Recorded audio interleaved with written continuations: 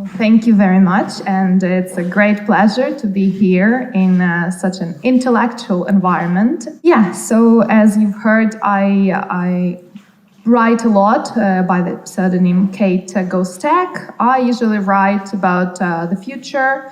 I talk about issues that many people think are completely irrelevant, while the other people think it's the most important issues humanity is facing. So, you might like it, you might not, but I think it's a little bit different for today and in general. So my today's talk will be about life, which is why we're all here. It will be about the progress and the technology as an enabler of this progress and life. So first of all, I'm very happy that I'm here at the event that is dedicated to medtech, because it's probably the best embodiment of what technology actually should be. And what technology is and should be is the enabler for the humanity and for life.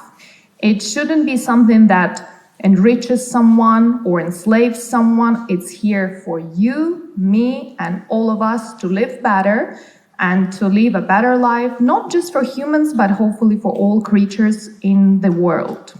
So far, as we know, just Earth, but let's see how everything will go on. So this is technology. Now let's talk about life, which I find the most fascinating topic in general. And our definition and knowledge of life starts about 3.6 billion years ago, when some strange things and some strange molecules have emerged, God knows from where, moved from geology to biology. Honestly, I don't think anyone and I don't think any scientists understand how exactly that happened.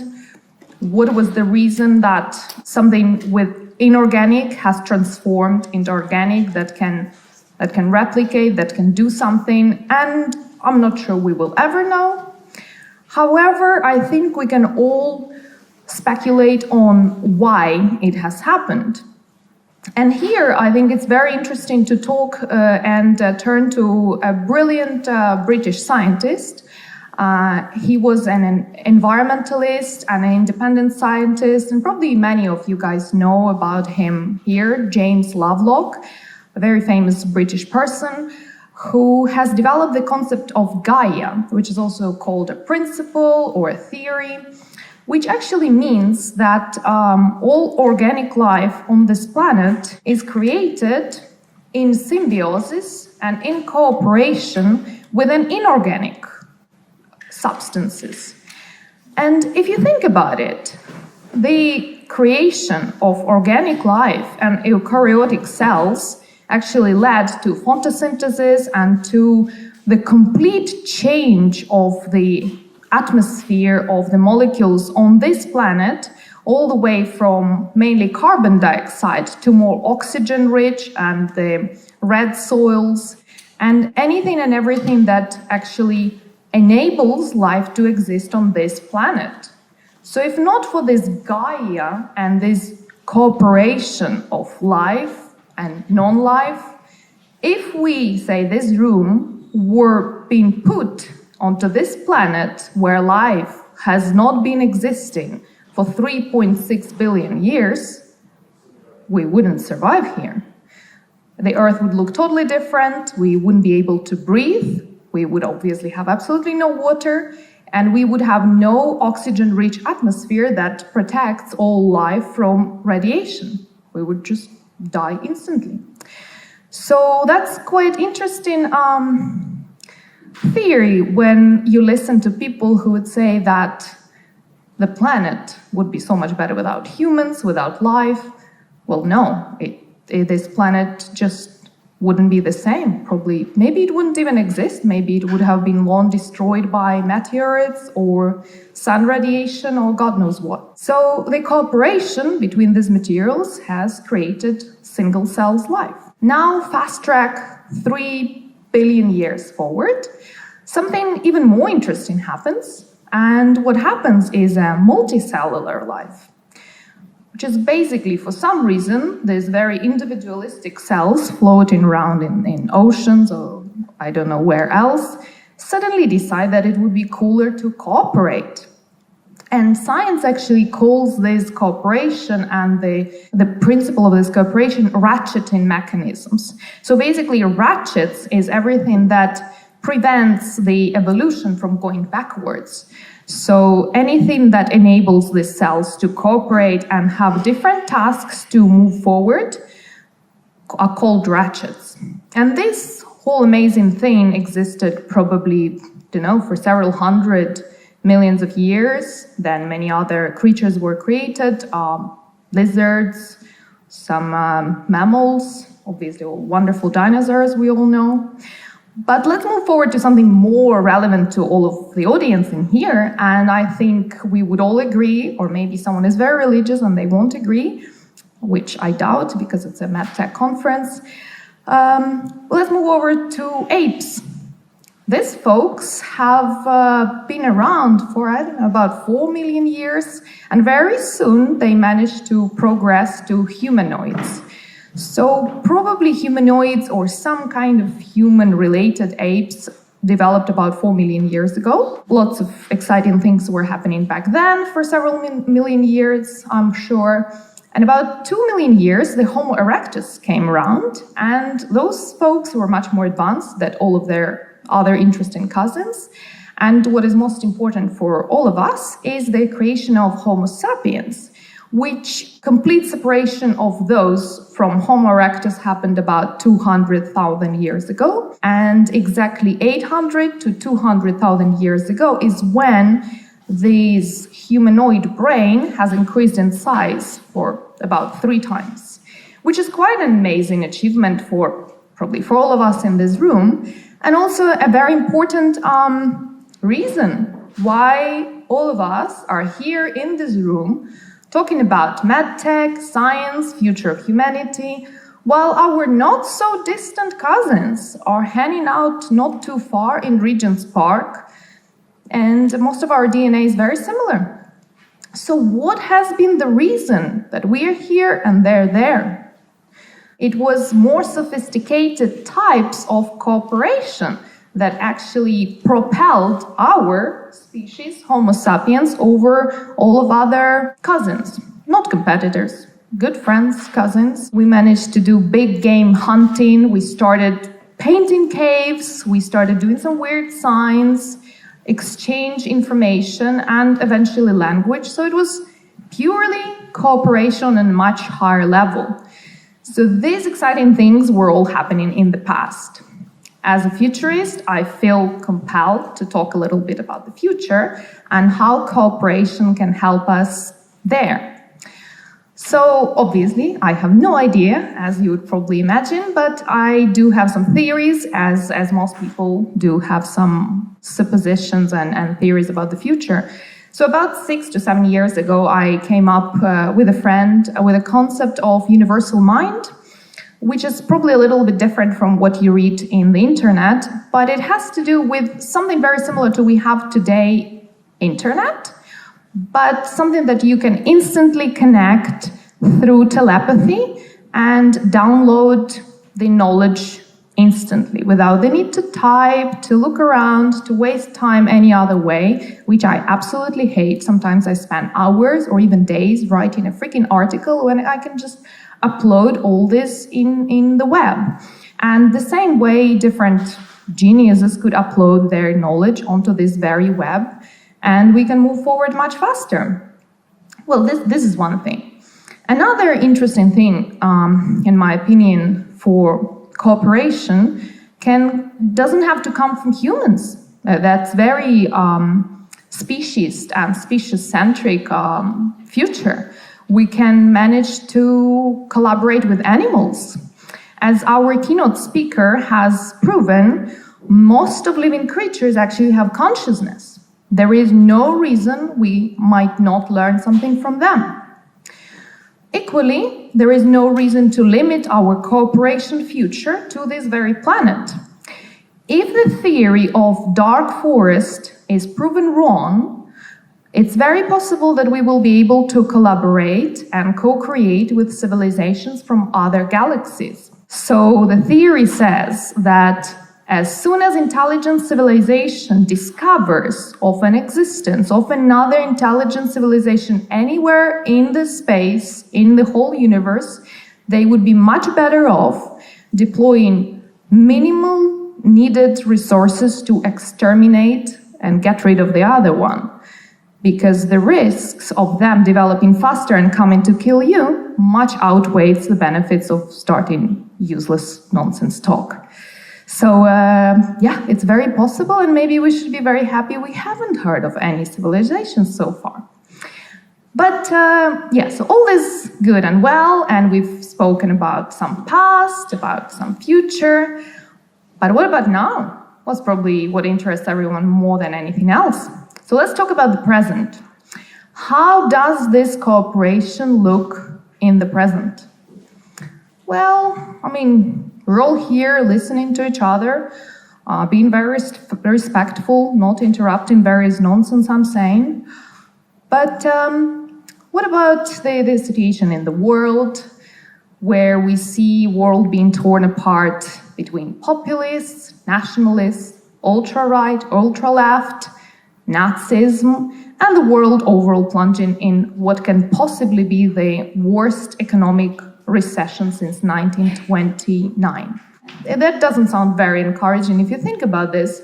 However, I can't say all these concepts haven't existed throughout history. Like even slavery existed, nationalism, ultra-right, ultra-left has always existed. Equally, it is very much present in all of our societies. We all love to think that we're, fluffy and pink and beautiful, but we have all these things even in the best democracies of the world. So then, what exactly is the main issue today, now, that prevents all of us as a humanity to move forward to create the next jump in human and civilizational development? What prevents cooperation now? Basically, the issue today that prevents our advancement is a political system. Very simple. And this political system is called dictatorships. So what is exactly the problem with dictatorships? Well, if you compare democracies and dictatorships, I think it's very easy to understand that democracies are extremely inefficient as a system. Just imagine you have to make sure everyone is happy, everyone is voting, everyone's views are taken into consideration. Gosh, it's a nightmare. Dictatorships are much more efficient. The leader or the elite says to do one thing, and everyone is like, okay, this is exactly what we're doing, that's fine. Also, the thing with dictatorships, they're very good at promoting cooperation that is helping the regime. There's no questions there. However, what does a dictatorship say about the cooperation that can unite various people, empower them, and start them maybe questioning the dictatorship or the narrative? So the defining trait of dictatorships is the creation of narrative realities. So talking about the various concepts, usually it's just much easier to get to the question of, it's usually easier to find answers and definitions in science fiction instead of doing the same with Wikipedia. So if you are going to think about dictatorships, you can easily go to the definition which has been provided by George Orwell. And this is a very simple one, which says that dictatorships is where war is peace, freedom is slavery, and ignorance is strength. I'm not really an expert in all the dictatorships, but I did write a thesis and predicted the war with Russia in 2013. So I do know something about some dictatorships, and I will not comment on China, North Korea, or many other dictatorial traits even in democracies. So let's move to the first one. War is peace. So war is peace. It's always important to have some kind of war, and looking at the current justification of the aggression is usually very simple. We attacked first to prevent the war. We invaded to prevent the Third World War. I mean, how can you possibly reason with that? Maybe they did. Maybe they prevented Third World War. Another trait is an eternal state of war, which is a very important justification for why the populations in dictatorships cannot really be creative, but they should be always stressed, suppressed psychologically and physically, and they always need to think and fear some kind of external enemy. And this is very important for our movement to the solution of this. Interesting part is very often this enemy has no idea about the existence of this dictatorship, about this state. However, unfortunately, they always find out eventually, which happened in America on the 11th of September 2001, which happened in Ukraine on February 24th this year. Now let's move to another concept, which is freedom is slavery. Well, indeed, if you hear the Russian propaganda, it's very obvious that the West is controlled by black people. The West is controlled by Jews. Ukraine is controlled by Jews as well, and Ukraine is controlled by Nazi Jews. So also, West is absolutely dying from this woke agenda. Indeed, in the West, in democracies, you cannot beat your partner, you cannot beat black people, gay people, you cannot do racist remarks. Slavery. Now let's move to the last part, which is ignorance is strength. And let's look how modern Russia is very much reinforcing this concept, and actually how this concept is being reinforced all over the world. By definition, oppressed nation is miserable.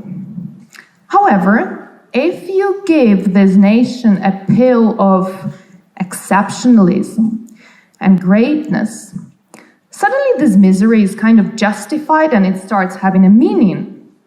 So whenever you hear that you're great or you're chosen for something, we should all know we're being screwed.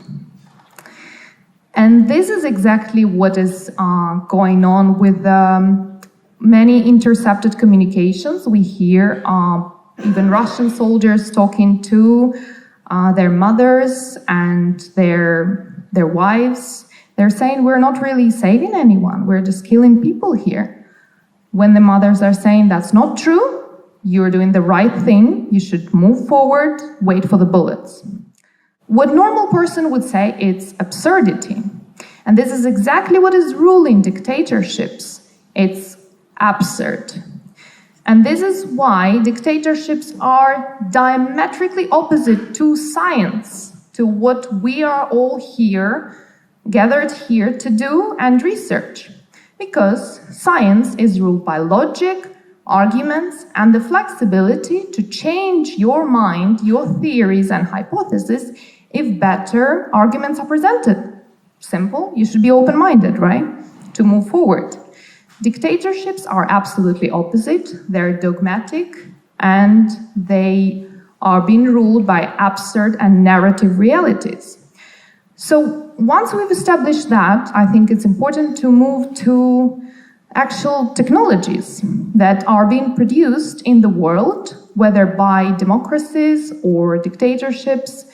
And I think it's very easy to understand that most technologies that are moving humanity forward are actually coming from democratic creative societies, be it even those that are actively employed by Nazis, which was radio, by Russians, which is television, and so on. Mobile, PCs, internet, virtual reality, gene editing, biotech, pretty much, I guess, cloud computing. All technologies of the future are being created here in liberal democracies. So now that we've established that, And we've established that dictatorships have absolutely no reason to move forward for the benefit of all of humanity.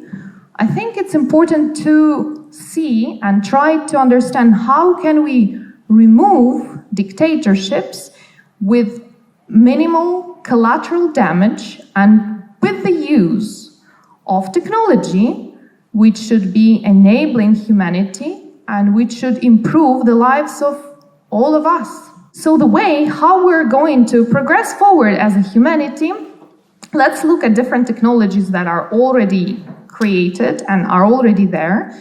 And probably the first possible one that you would look into would be social media. And they were very useful for removing various dictatorships in 2008.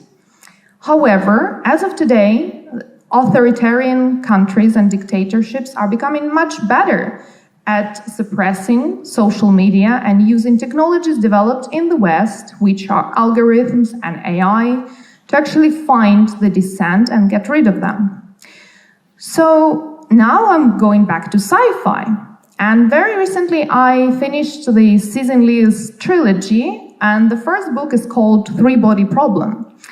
And Cixin Liu gives a very interesting use for metaverse and VR, where the undercover guerrilla organization is using virtual reality and gaming to actually find a safe haven, to assemble all together and discuss their next steps for their political agenda to get rid of the oppressive regime in the metaverse.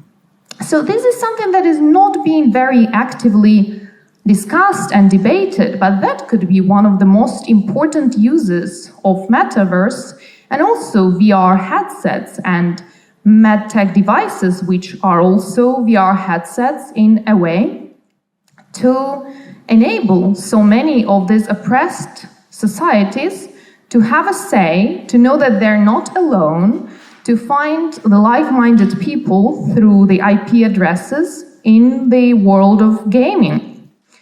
It is obviously very important to see how these societies can be developed and nurtured, because first of all, the societies have to be technologically adept, the infrastructure and the source code have to be reasonably safe, and most importantly, these societies who would be using the metaverse should be at least aware that they're being oppressed.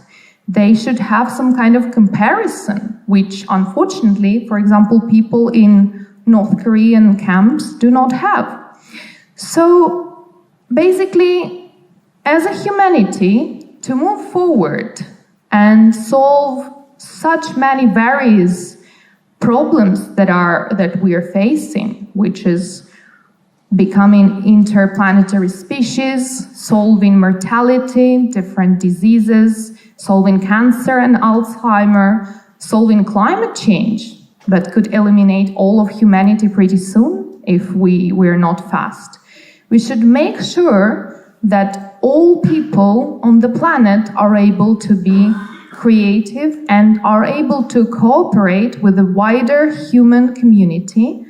And for this, we need to probably use the technologies enabling humanity created in democracies to help our brothers and sisters in oppressed societies to get on the same footing with us.